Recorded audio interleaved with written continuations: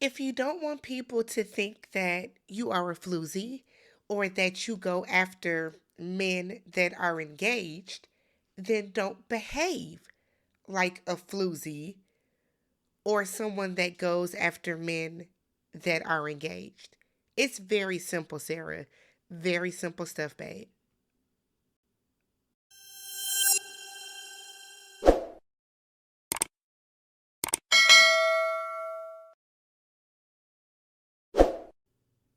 Hey y'all, what's good? Welcome back to the channel. I'm Tammy. This is Tammy Talks. We are here to talk Love is Blind Season 6, Episode 11. Don't forget to subscribe to the channel, thumbs up the video, and leave your comments down below. So, okay, the episode starts off with they're still at this little they're still at the backyard boogie, okay? So they're still at the little picnic, and Sarah and Alejandra come in. Again, Alejandra is one of the melanated women that we just didn't see a lot of. She's like, if this was like the housewives, she's a friend of. Like she don't have her gold glass, okay? Like she don't have the gold glass. She don't have the champagne flute. She don't have the peach. She's like a friend of. Why is Alejandra there? I mean, no shade, sis, but like, who did you connect with? Who did you break up with? Like, what's going on? Nonetheless, Sarah comes in as if the people want to see her. She came in, hey, hey y'all, hey guys, hey, shaking hands and kissing babies. Like, girl, Jeremy has the nerve to look irritated. Don't look irritated. This is what you wanted. You brought this situation on yourself. So Trevor and Chelsea talk. He tells her that he looked her up as soon as he got his phone back. He then apologizes for shaving off his mullet. Don't. You don't have to apologize for doing the right thing in life, okay? She tells him that I guess he only had like one picture on his Instagram or something. Something weird. Trevor gets right to it. Trevor stands on business. Your decision doesn't make sense. And it doesn't, right? So he asks her again, I'm gonna ask you one more time. If this was reversed and you came to my room and I proposed to you first, what would you have done? Would that have changed the decision? Would the outcome be different? Chelsea lies and says no. But she did say that he was her number one up until the last day. Now, this is why this doesn't make sense to me either. You're telling this man, you were my number one up until the last day. What changed on that last day other than you wanting to win over Jessica, who in turn don't even want your dude like that? Isn't even pressing on, like, Jessica's not even pressing on Jimmy. She wished you well. I don't understand this decision either. It's giving Chelsea just, I don't have time for Big Goofy. So she said that she knows that life with him would be so fun and would be so easy, and he would give her all the love that she apparently needs. So if you believe that, Chelsea, if you believe that, Big Goof, okay, you believe that, BG, why did you pick Jimmy? Why did you pick Jimmy? The man who. So Trevor then said that, he would never raise his voice at her, and, he don't do all that yelling. And he believes that relationships shouldn't even have any of that going on anyways, right? He doesn't believe in the drama of it all. See, you wouldn't get along with Chelsea because that's what she is. She is the drama. So Chelsea was like, well, me and Jimmy have had our fair share of disagreements and arguments. And she was like, I got dirty martini wasted and I laid into him. And the way that Trevor looked at her and was like, oh, it was your fault. Like, it was almost a layer of disgust. I'm not saying he was disgusted totally with her, but there was a layer of slight disgust in the way he looked at her, right? And she was like, well, no. There's no well. It was your fault. It was your fault. You started that. You can't hold your liquor. You can't hold your liquor, and you got drunk. I'm sorry, you got drunk, you got mad, you started spilling out all these things, you made a big deal out of nothing. You could have calmly talked to him the next morning when that dirty martini wore off and just said, hey, look, I know that you like your friends and you like to kick it with your friends. I'm uncomfortable with you being friends with somebody that you slept with. I'm not there yet. Maybe in time I can get to that point, but I would appreciate if you would step back from her a little bit. I'm not saying y'all can't be friends, but step back from her just a little bit, right? So Chelsea then flips this and it's like, it's hard not to think about you. She said that Trevor gave her everything she needed every day. Yet you still then did not pick him and still sit now knowing everything that you know, knowing everything that's happened, you still wouldn't pick Trevor. Make it make sense for somebody. Please make it make sense for me. Like, I want to know what goes on in Big Goofy's head. Like, this is why I call you Big Goofy. Because you do big goofy shit. Like, none of this makes sense. Nonetheless, while they're talking, here comes Jimmy. Jimmy comes over and kisses Chelsea. And then Trevor is like, give me a kiss on the cheek, bromance type stuff. So then Jimmy and Chelsea get into it because Amy and Johnny are over to the side exchanging sweet kisses, right? And I think Chelsea must have told Trevor, look at our strongest couple. Jimmy.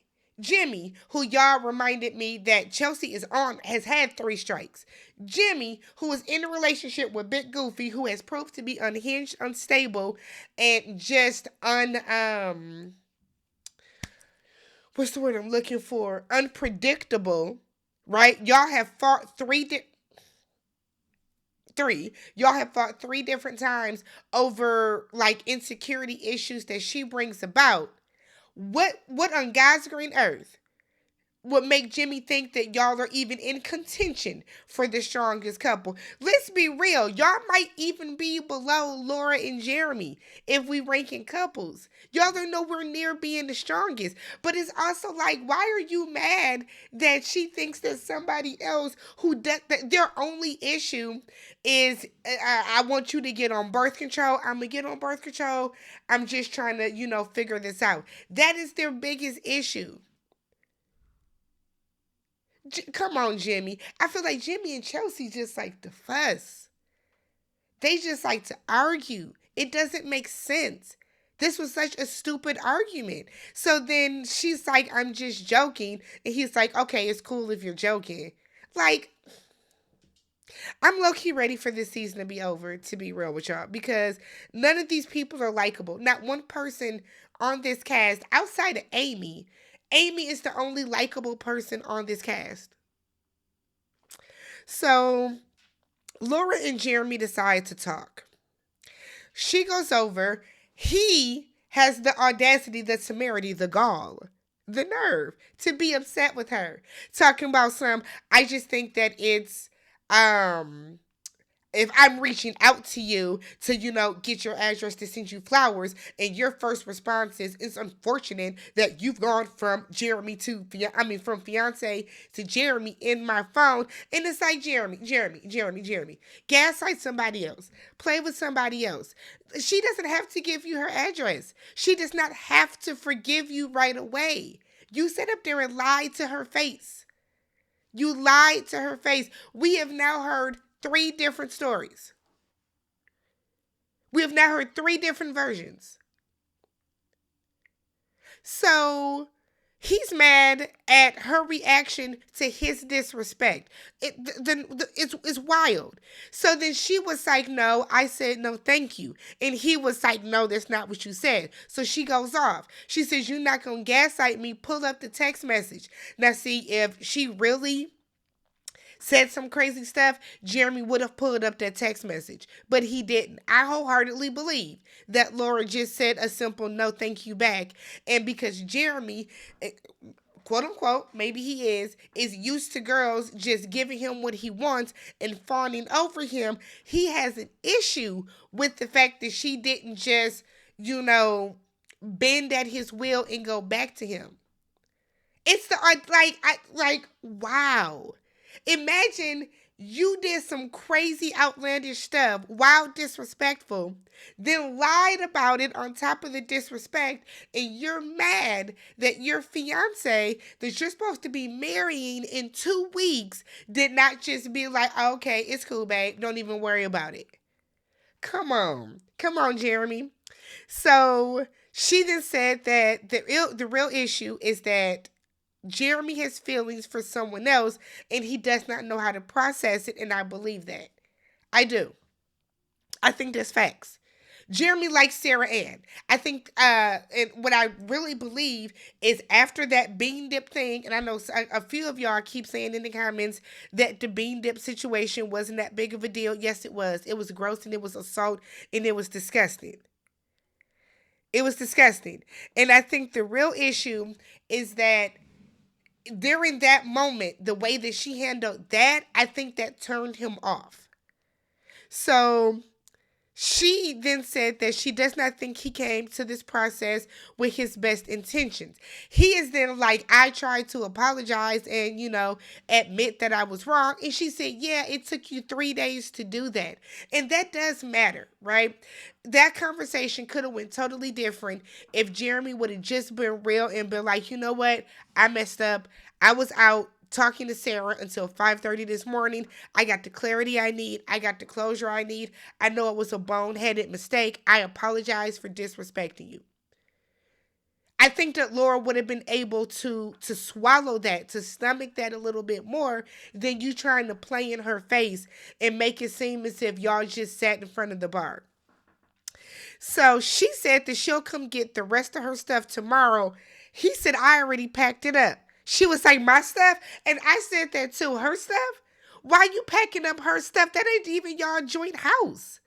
Ain't y'all staying in the shared apartment? What on God's green earth possessed you to pack up her stuff? That would have set me smooth off. So he wants them to put everything aside and just have fun today because he said there's tension between them and he wants to have fun with everybody there. You and everybody and they fun can go to hell.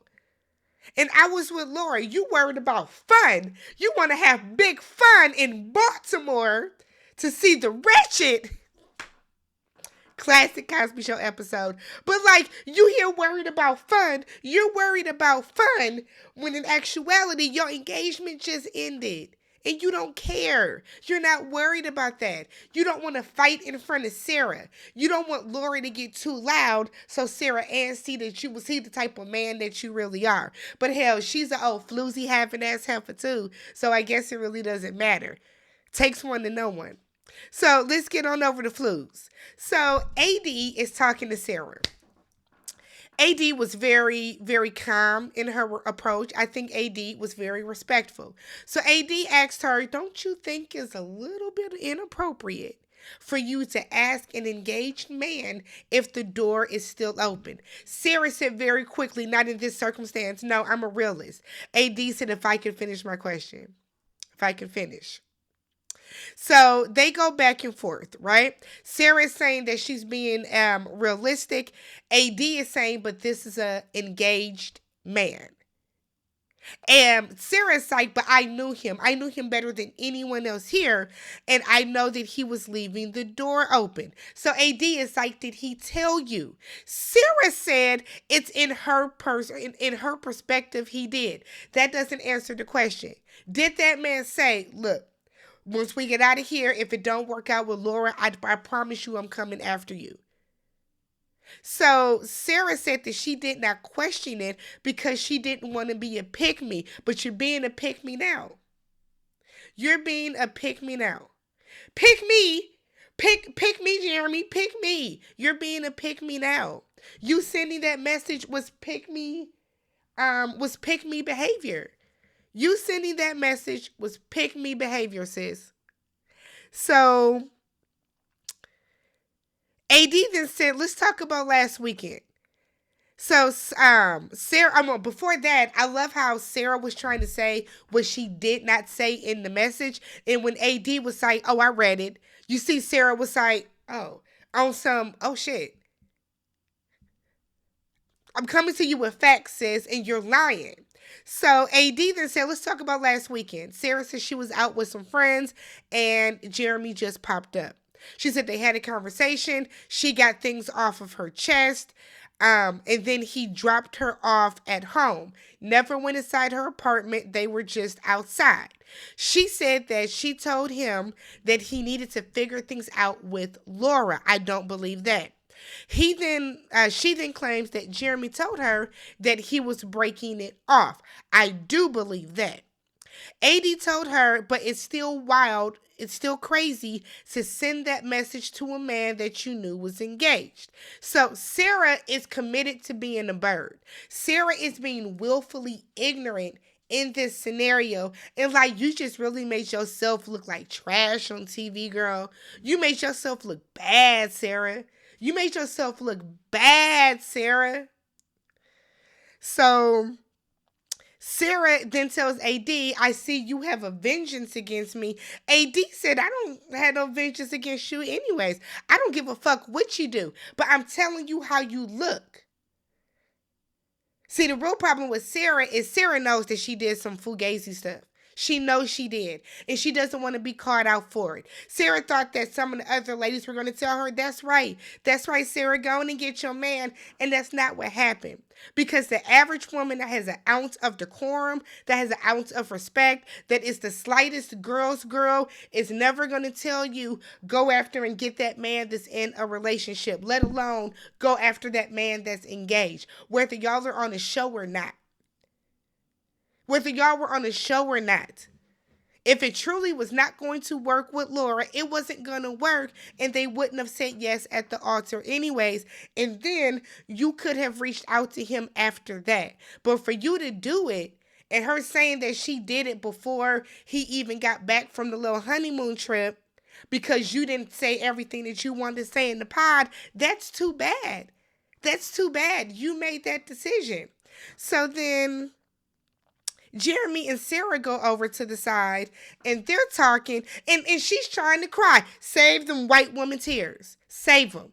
Save them, sis. So she's whining, saying that I won't be treated like a piece of shit and I won't be interrogated by women that should be more worried about their own relationship than what I got going on. But since you don't have a relationship going on, they're worried about you because you have proven yourself to be a bird. You have proven yourself to be a woman that they can't trust about around they dude.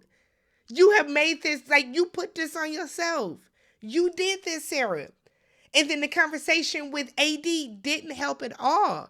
You came into that still on your bullshit, still being defensive, still talking out the side of your neck, just being stupid. You made yourself look like a floozy. They calling you one, they're treating you as one because you're acting like one. So Sarah then goes on to say she don't think the message was bad. She don't think the message was bad. Of course you don't, you sent it. Then of course, Jeremy, I don't think it was bad either. Of course you don't, because you're a cheater. So she then goes on to, they're making me out to be a floozy. You are. She starts saying again that she's a realist. You're not. You're delusional. You are the epitome of Delulu, okay? She said her feelings deserve to be heard. Absolutely, but not to this man that is engaged. You should have said your shit in the pods. You chose not to say your shit in the pods. So shut up. Shut up about it. So she then said that she's not sorry. Girl, we can tell. We can absolutely tell you're not sorry. But here's one thing that Sarah's going to learn the hard way. How you get them is how you lose them. How you get a man is how you lose a man. How you get the girl is how you lose the girl. So the fact that you think it's okay, whether this is according to you, a real relationship or not, you went after Jeremy while he was engaged to Laura. If y'all get together and Jeremy decides that he wants to go after somebody else while he's with you, sit there and take it, eat it. So then Jeremy tells her, let's be real, I made the wrong decision in the pods. We know. And my thing is like, why do you even want to be this man's second choice? Why? Not like this, because let's be real. Imagine you vibing with somebody and they're telling you you are their number one, and they still pick somebody else, offer them to double back after it doesn't work, uh, put you in a position or help you get to a position where now everybody is looking at you as a home wrecker, and then y'all turn around and y'all are on jet skis having the time of your lives. They should have had that song playing. I've had the time of my life. That should have been playing during the scene. Netflix, y'all dropped the ball because they was out there having big fun. Meanwhile, Laura is doing her confessional crying. Girl, a dryless cry at that. A dryless cry. We get to Amy and Johnny. Amy wants to hyphenate her name. He's cool with that, but he said we will not be hyphenating the kids' names. The kids are going to have my name. She's cool with that too.